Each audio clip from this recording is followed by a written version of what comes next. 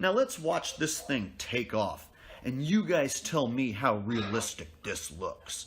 It's gonna leave the moon, y'all. There it goes, leaving the moon. Now when I ask, the moon has 1/6 the fucking gravity of the Earth. Of course, it's not going to take much to launch a motherfucker off the moon. They had to design the astronaut suits specifically for that reason. Of course, this guy doesn't believe in gravity, so I don't even know why I'm bringing gravity into this, because it's all magical gremlins that keep shit on the Earth here. who was...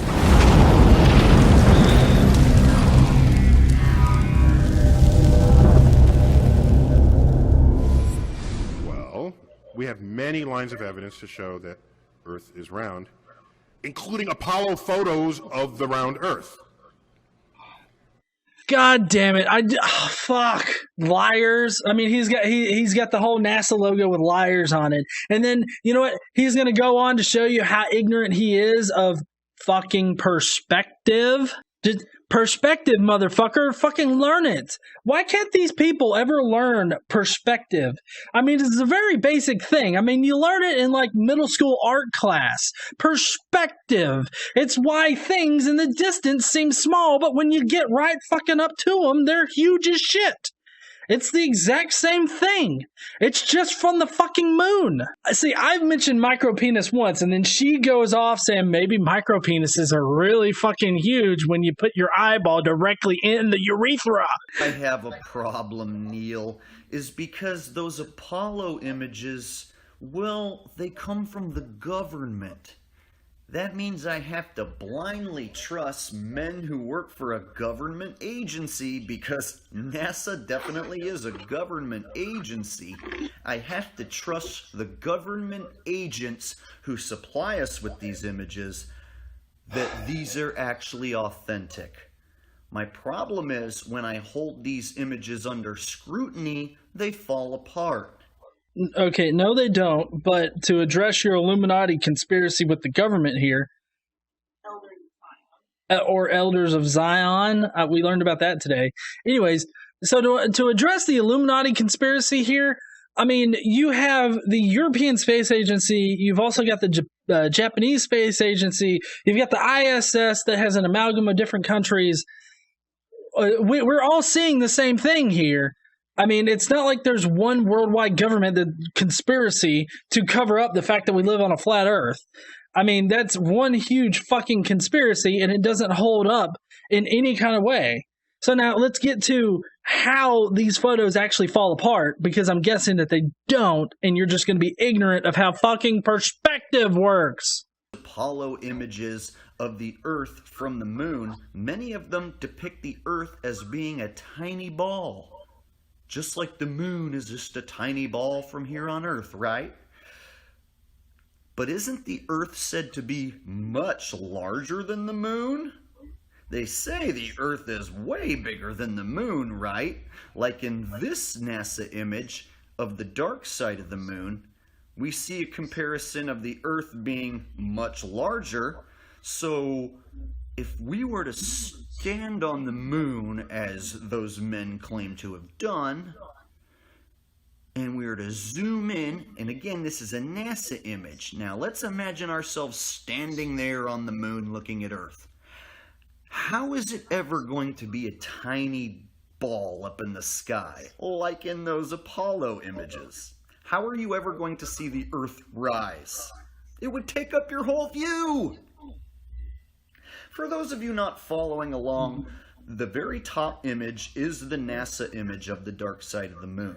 If you were standing on the moon, it would take up your whole view. The image to the right, the bottom right corner, is an Apollo image of the Earth from the moon. Think about it, folks.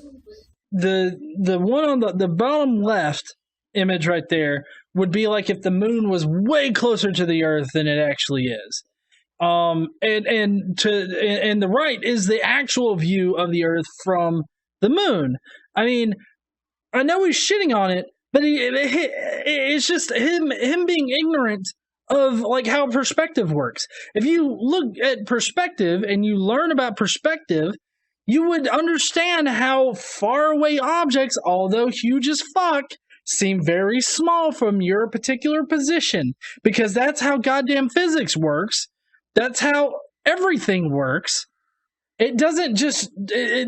I love how he can postulate what the view from the moon is when he's never fucking been there. I would love to hear him describe a vagina, because I'm sure he hasn't seen that either. For those of you who think I'm not being genuine, you can Google Earth from Moon NASA, and you can find these exact images right away. You can find these exact images from the Illuminati conspiracy nassholes. This is an authentic NASA image of the Earth from the moon. And if you Google dark side of the moon NASA, you'll find that other image I was just using, and you can trace it right back to their website so you guys can see this is also said to be an authentic photo of the moon passing by the Earth. So again, if we are to put these two authentic photos together, how exactly would you ever see the Earth rise? How exactly would the Earth not just take up your entire view? When you put their images together and you hold it under scrutiny, the whole thing falls apart like a crappy, flimsy card house, folks. No, it doesn't, because you're completely wrong. You're wrong in how everything works. That's not how the Earth, like that's just not how anything works. Like, I don't even know a good response to this, because he's just flat out wrong. He's not taking perspective into consideration. He's not taking how even fucking light works. I mean, the satellite that this was taken from was in a position where it could capture the relative sizes of both of them. So I don't understand, like, how he can be this ridiculous and dumb as fuck. There's that tiny Earth from the moon. And hey, that's a funny looking spacecraft. I think I see tinfoil and scotch tape. Hey, let's take a closer look at that lunar module. You know, the spacecraft they say they landed on the moon in. That's it, folks. That's the spacecraft. Here's a better angle. Now, I don't know about you, but I think I can see tinfoil, scotch tape, and some curtain rods. Motherfucker, people spent hundreds of thousands of hours developing this shit, okay? It's not just curtain rods, scotch tape, and what the fuck ever. The lunar module had to be very light. I mean, the payload of the Apollo rockets had to be under a certain amount to escape the fucking gravity of the goddamn Earth. Oh yeah, fuck, he thinks magic shit happened. He totally dismisses, like, the actual construction of the lunar module in favor for his own reality of fucking curtain rods, scotch tape, and tinfoil. So you have to ask yourself, at what point is this a lunar module or a homeless tweaker shelter? Spaceship or homeless tweaker shelter? And could it stand up to the elements of outer space? What elements of outer space? Like, what elements are there? Like, is he talking about radiation? Like, if he thinks that we haven't been to the moon, how can he postulate what elements of outer space there are? Like, is it because of the vacuum? That's why the very top part is pressurized. I mean, that is the bulk of the module. And then the rest of it had to be light as it could be. I mean, look at this thing. They stole our tax dollars to make it. NASA claims they went to the moon in that pile of crap. I don't know about you, but I definitely want my money back. He wasn't even fucking alive when they made the shit. You weren't paying taxes when the shit was made. What are you even fucking talking about, dipshit? And if you look at the boot, it doesn't even leave an impression on the moon. But the astronauts who weigh a lot less, well, they leave perfect footprints. I like how he's shitting on the whole footprints on the moon thing, but yet at the same time, the lunar module boot is still there. You wouldn't be able to see the print of the lunar module's landing pad thingy, like its leg. Like, you wouldn't be able to see it because it's still fucking on it. It would be just like a astronaut putting his foot on the moon, not moving it, and you being like, see, where's the footprint at, huh? Where's the footprint at, motherfucker? Boom, drop mic via magic and get fucked. They say that the module weighed about 10,000 pounds, but it didn't leave an imprint, a blast crater, and no dust settled on the boot whatsoever. Now let's watch this thing take off, and you guys tell me how realistic this looks. It's gonna leave the moon, y'all. There it goes, leaving the moon. Now when I ask, the moon has 1/6 the fucking gravity of the Earth. Of course, it's not going to take much to launch a motherfucker off the moon. They had to design the astronaut suits specifically for that reason. Like, yeah. Of course, this guy doesn't believe in gravity, so I don't even know why I'm bringing gravity into this, because it's all magical gremlins that keep shit on the Earth here. who was left behind to tape it? They say it's a robot camera. A robot camera that they control from Houston is filming it leave the moon. Why is that so fucking odd? Like, that seems like he's like, I'm shitting on this totally reasonable explanation because it doesn't fit my preconceived notion of what fucking space in the moon is. It's also made out of cheese, okay? So the top part of what I showed you before, which looked like a homeless tweaker shelter, the top part of that apparently leaves the moon, and it doesn't fly back and land on Earth. Oh no. You actually have to believe that that thing rendezvous, joins up with the lunar orbiter, connects back together, and that the men inside there get out of there and then back in the orbiter and then returned safely to Earth. But of course, you don't get to see any of that happen. You just have to trust the government that it happened. Just like you have to trust a professional actor like Neil to tell you. Yes, everybody, you need to listen to Neil right now. Listen to Neil, because that is actually what legit happened, because we are the New World Order, and we have this conspiracy. So everybody just forget everything that you've heard here, because this is definitely the truth that we're fucking hiding, okay? Trust the government that those pictures of the Earth are authentic. The only reason I reference that, of course, is you got into kind of a battle on Twitter about that a while back, earlier this year. Yeah, it wasn't a fair battle when you know you're right and you know the other person is just completely regressed in their thinking. You're right, Neil. You're so far outmatched. This ain't even a contest. Is it a bass contest? Because I'm sure he can outplay Neil. But, you know, the fact that he plays bass, and he actually does this a lot in his videos, he plays bass, and he wears his leprechaun hat for some fucking reason. I don't know if he's Irish of some sort. You watched more than one of his videos? Yeah. Oh, wow.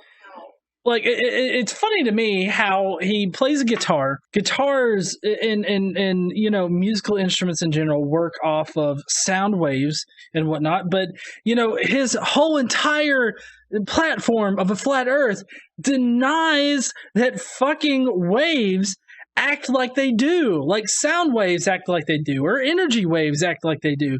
Like, he totally denies all of physics that we have uncovered so far. He totally denies all of it, yet he's playing a fucking bass guitar and thinking that he's winning an argument. It's just amazing. Like, it's like one of those prize things that you see out in the wild, and you're just not sure. It's kind of like one of those legendary Pokemon. You just gotta stare at it for a minute and be like, God damn. Honey, you will not believe what I am watching right now. It's so beautiful. All right, well, there's actually more to his video, but he's a very slow talker. The entire video was like 26 minutes long. I cut like 10 minutes out of it, basically. And so, you know, I've run about an hour. But he goes on to, you know, talk about the 8 inches per mile or whatnot for the curvature. Actually, that whole thing was put forth by Roenbaum, crap, I can't pronounce his name. The guy in the 19th century that really started the flat earth movement that we know now. He put it in his book where he was totally trashing modern at the time, contemporary astronomy, saying that they were covering up the flat earth and everything like that. So he puts out this thing saying that it's 8 inches per mile.